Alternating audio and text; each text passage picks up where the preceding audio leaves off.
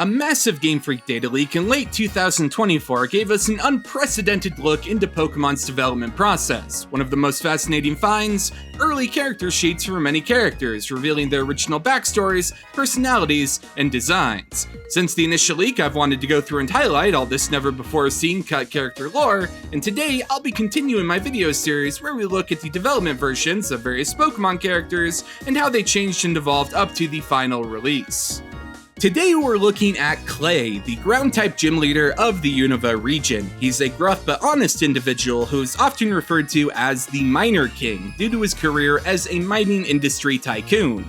As part of his empire, he owns Mount Twist, and his gym in Driftvale City is literally a gigantic mine that he's currently excavating. He values hard work and self-reliance, though beneath his tough exterior he's rather generous, as seen by how he helps the player during the main story, and how he's also donated any fossils he's found mining to the Nakreen City Museum.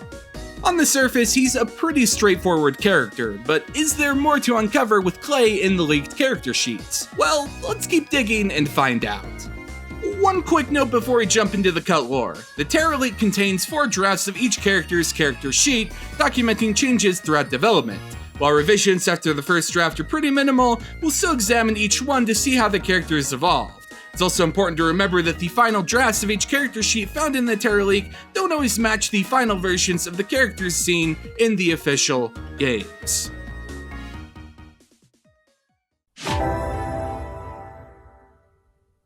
The first draft has a very extensive backstory for Clay. It begins far from Driftvale City in a poor village within a faraway region. Orphaned at a young age, Clay and his younger brother dreamed of a better life, and they finally found that opportunity when they moved to Driftvale.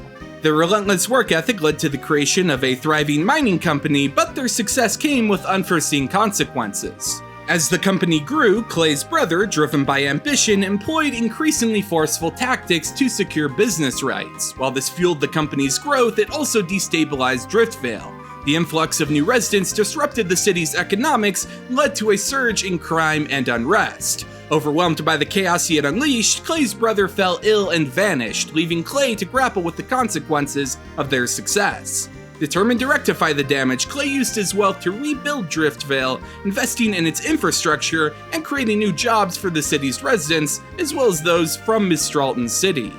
This gets us into another aspect of Clay, which is that he has a strong connection to Mistralton City, which, as we know from the Skyla draft, was initially imagined as a town with a rich history of immigration. Clay has a fondness for the town due to it being a reflection of his own journey of migrating to Unova, and he's formed a close bond with Skyla, who he treats like a granddaughter, giving her gifts anytime he visits the city. For Clay's design, his bold and decisive personality is reflected in his choice of powerful Pokemon, which he sees as both formidable protectors and valuable business allies. His appearance is a blend of cowboy and businessman, featuring a Stetson hat and tailored suit, and his initial inspiration stems from Aishi Hayata, a Japanese businessman who built an emerald mine empire, and Nagare Hagiwara, a Japanese TV actor.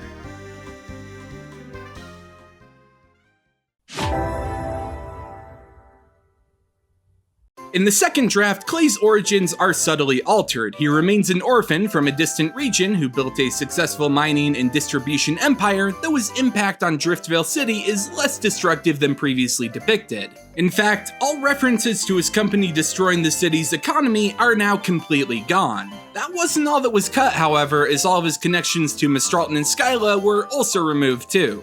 The new details in his backstory is that he started the company with a close friend instead of his brother. This friend and co-founder would ultimately end up betraying Clay and taking everything from him, which would lead to Clay having a deep-seated distrust of people and only working with those who have interests that align with his. This actually would have driven his initial involvement against Team Plasma, not out of any kind of moral objection, but because they threatened his business. Speaking of Clay's business, he views the Driftvale Gym as an extension of his company, and he only established it so it could function as his employee training program. As a boss, he's very serious and domineering, which causes most of his employees to fear him, and in this draft, it's stated that Lenora's father used to work for Clay and would bring home any fossils he found for a young Lenora to play with.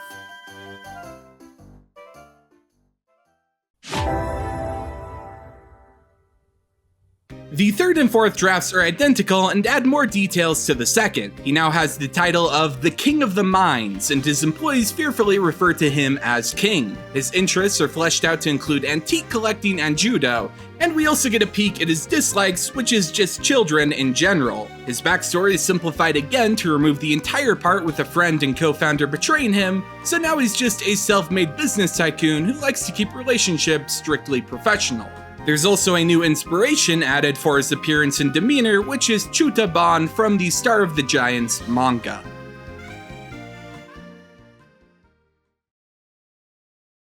And there you have it, a glimpse into the fascinating development lore of Clay. It's becoming a growing trend amongst the cut lore of Unova gym leaders to have really intense ideas, like Bryson accidentally killing a man only to simplify or remove them in the end.